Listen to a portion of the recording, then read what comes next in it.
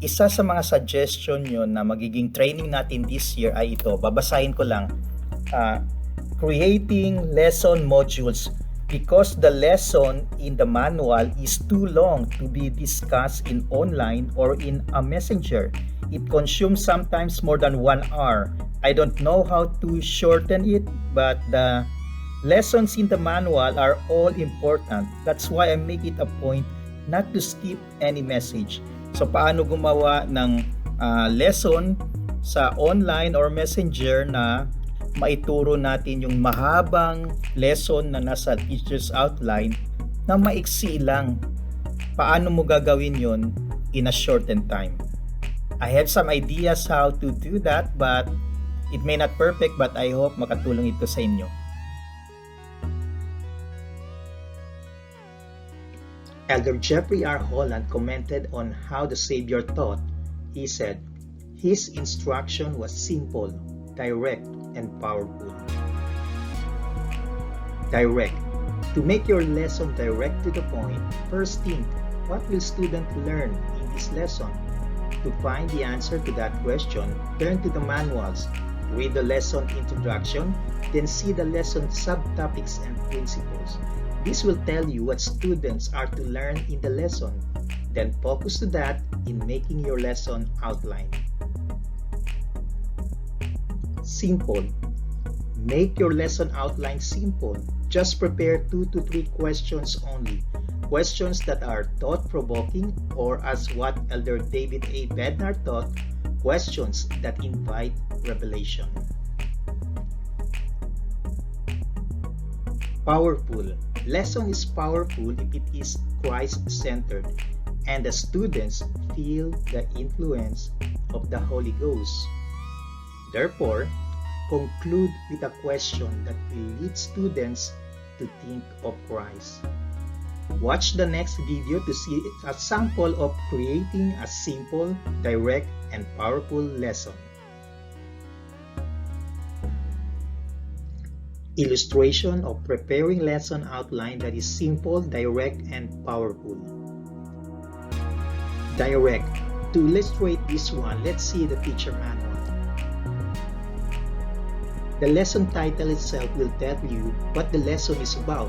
As you can see, it's about Jehovah and his premortal ministry. The introduction also tells what the student will learn, and even the topics that you will be discussing. There's War in Heaven and Jehovah far excel all of God's children.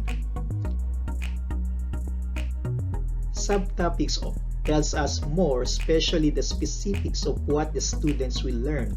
They give the details of the lesson, like this one.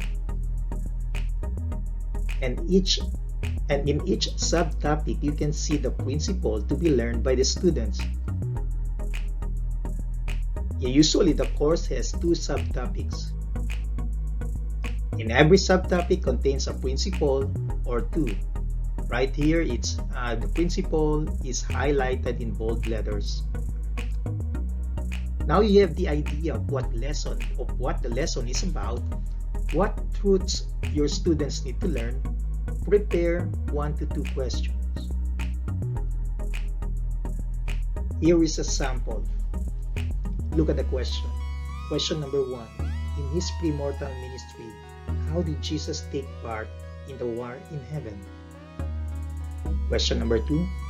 How will you describe the personality or character of Jesus in the premortal world?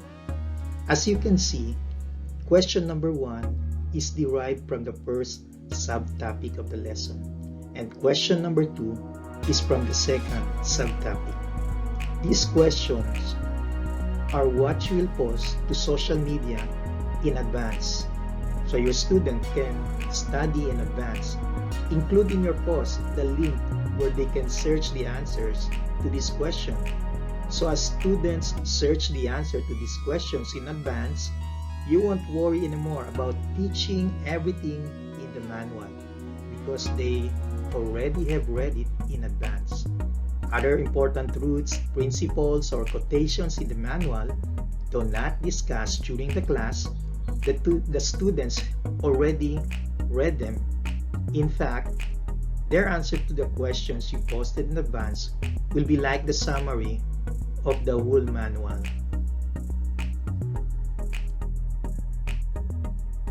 So, how to make long lessons short?